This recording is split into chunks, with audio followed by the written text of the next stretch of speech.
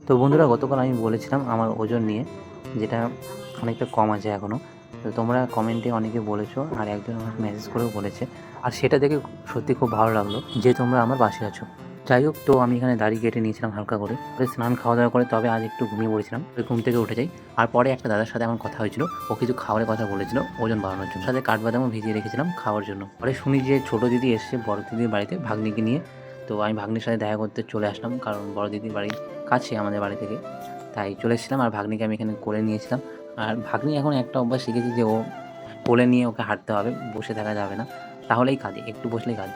পরে গুড়িয়াকে বই পড়াতে বসেছিল আমার বড় দিদি, আর সাথে ভাগ্নিকে কোলে নিয়েছিল। আর গুড্ডু পড়তে চাইছিল না, পরীক্ষা তাও পড়ছিল না। আর পরে এখানে সবাই লাল চা খাচ্ছিলাম, আর আমি নিয়ে নিয়েছিলাম মানে ছোলা বাদাম। তোমরা তো জানোই এখন ওজন বাড়ানোর জন্য এগুলোই খেতে হবে, তাই জন্য এগুলোকে আমি পকেটের সাথে নিয়ে নিয়েছি, যখন খেতে হবে আমি খেতে থাকবো। আর এখানে আমরা সবাই মিলে খাচ্ছিলাম, আর দিদিও চাইছিল। আর ভাগনা তো বই পড়তে চাইছিল না, কালকে ওর পরীক্ষা, কী যে করবে ওই জানে।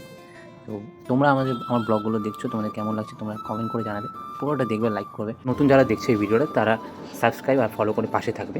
আর ভাগ্নিকে আমার কেমন লাগছে অবশ্যই জানাবে।